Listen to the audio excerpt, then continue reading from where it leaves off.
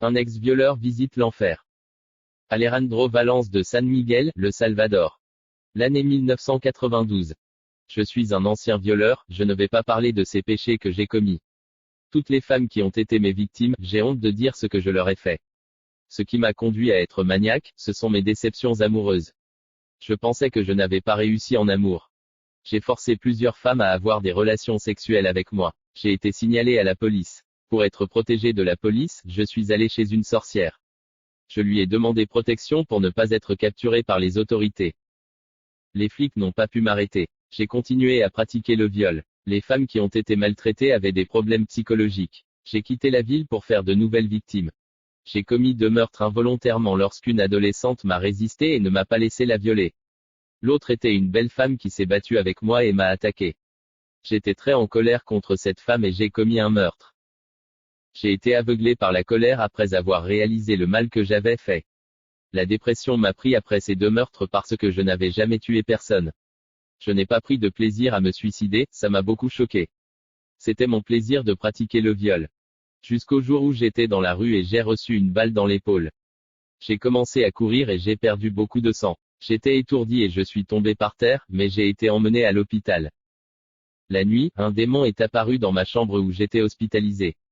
Il serrait mon lit pour prendre mon âme. J'ai crié aux médecins de venir me voir. Ils venaient me dire pourquoi j'étais effrayé et agité. Ils ont essayé de me calmer en disant qu'il n'y avait rien de mal avec la chambre. Les médecins ont opéré pour retirer la balle de mon épaule. J'ai vu le démon de la mort s'agripper à mon lit. J'ai dit au médecin s'il voyait le monstre. Il a dit que c'était l'effet des drogues qui provoquaient des hallucinations.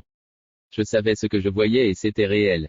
Une femme du Costa Rica faisait une mission dans ma ville. Elle est allée visiter ma chambre et a partagé avec moi une parole de salut. Je lui ai dit ce que je voyais et elle était la seule à me croire. Elle a prié et Dieu lui a révélé que l'esprit de la mort est venu me chercher. J'avais très peur de cette confirmation. Elle a dit que je n'avais pas vraiment le choix. J'ai donné ma vie de peur de mourir et d'être emporté par ce monstre à capuche noire. Le missionnaire a dit que maintenant que j'étais converti, je devais faire confiance à Jésus. Elle a dit qu'elle prierait pour moi tous les jours, son nom est Acacia. Je suis allé dormir. Quand j'ai ouvert les yeux, j'étais dans un endroit étrange. Une ville sinistre pleine de maisons de torture a entendu des cris provenant de l'intérieur des chambres. Chaque lieu avait des noms qu'ils disaient, sorcier, ivrogne, adultère, idolâtre, suicidé et autres péchés. Chaque partie avait un nom spécifique sur un signe écrit sur le nom du péché. Et derrière chaque nom se cachent des groupes de captifs qui n'ont pas pu partir. Je suis allé dans un de ces endroits et il y a eu des mutilations. Des gens mutilés sans arrêt et des monstres qui mutilaient aussi des gens. Produits de beauté. Les femmes qui se peignaient les ongles et les mains se faisaient couper les doigts par une scie électrique. Ils hurlaient de douleur et de désespoir. Les femmes qui se maquillaient le visage et ces monstres jetaient de l'acide qui déformait leur visage. Ceux qui ont fait les sourcils et peint les yeux, les monstres ont arraché leurs yeux, on ne voyait que des trous dans les yeux. D'autres monstres ont pris les lèvres de la femme avec un couteau. Toutes ces femmes aimaient porter du rouge à lèvres et du maquillage. Les femmes qui peignaient leurs cheveux étaient chauves. Les monstres ont arraché tous les cuirs chevelus de ces femmes. J'ai demandé à l'un de ces monstres quel est l'endroit. Le monstre a dit que c'était l'enfer. Quand il a dit cela, j'ai réalisé que les monstres étaient des démons et j'ai su que j'étais mort. Je pensais que c'était un endroit étrange, mais quand j'ai découvert que c'était l'enfer, j'étais sûr que j'étais mort. La prostitution. Je suis allé dans un endroit où il y a des prostituées. Dans cet endroit, il y a 3 types de prostituées. Ceux des films pornographiques, ceux qui travaillaient dans les boîtes de nuit et ceux qui ne facturaient pas d'argent et n'étaient pas des prostituées professionnelles. Ces personnes étaient des personnes normales qui avaient des relations sexuelles avant le mariage. Mais devant cet endroit est écrit un nom qui dit dépravation sexuelle. Il y a des gens qui pratiquent toutes les abominations sexuelles. Les personnes qui utilisent des objets érotiques pour avoir des relations sexuelles. Une femme qui a eu des relations sexuelles avec plusieurs hommes en même temps. Et un homme qui a couché avec plusieurs femmes en même temps.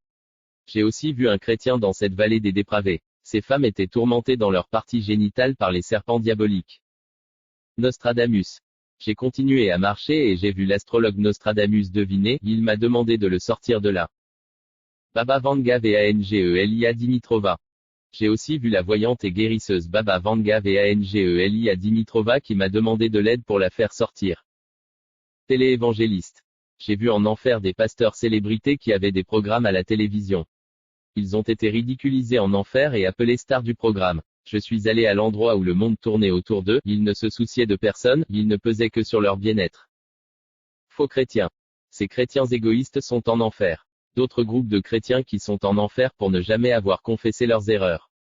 Ils ont été des victimes et ils ont dit que le monde est contre eux, ils ne se sont jamais repentis de leurs péchés pour avoir voulu être parfaits.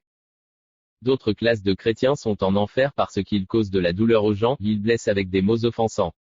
J'ai vu des chrétiens qui étaient heureux de faire souffrir beaucoup de gens et qui se sentent toujours bien de le faire. J'ai vu des chrétiens en enfer qui se lamentent sur le bonheur des autres. Voir quelqu'un d'heureux les troublait, leur cœur était mauvais. Ils étaient paniqués et voulaient s'échapper de cet endroit pour trouver une porte vers la terre. Les démons ne m'ont pas touché à cause de la prière du missionnaire qui a intercédé pour moi sur terre. Victime de meurtre. J'ai continué à marcher jusqu'à ce que je sois près de l'adolescente que j'avais tuée.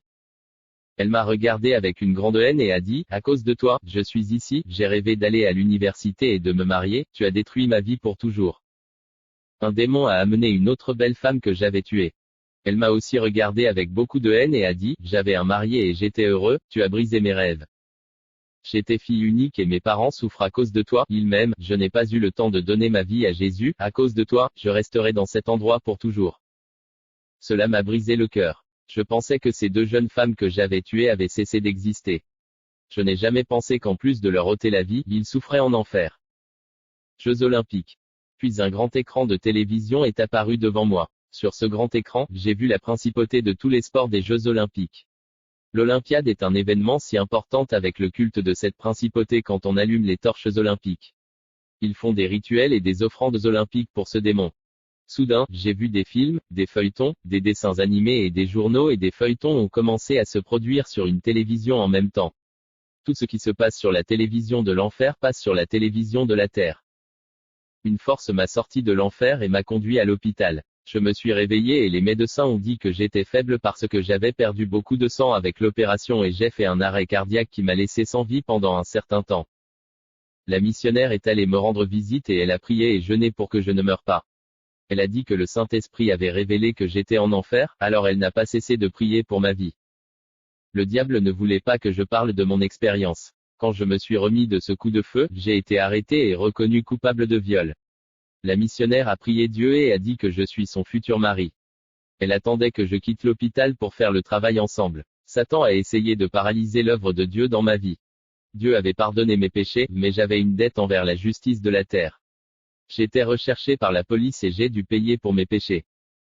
J'étais pris au piège, mais ma bouche continuait à prêcher l'évangile dans la prison.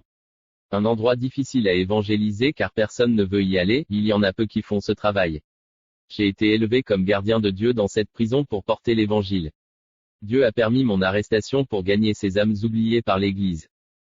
Je me suis souvenu de l'apôtre Paul qui a prêché quand il était en prison.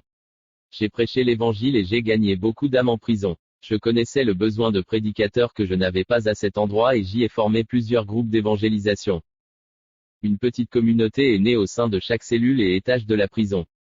J'y ai fondé une église parce que je savais que j'aurais été piégé pendant longtemps. Je pensais que je mourrais sans voir la liberté. Une chose que je savais avec certitude, si je mourais, je serais au paradis, libéré de cette prison. Un démon est apparu à l'intérieur de la cellule et m'a menacé en disant, si je n'arrêtais pas de prêcher l'évangile, je ne le quitterai jamais et disait encore que je serais tué par un prisonnier dans ma cellule qui lui appartiendra.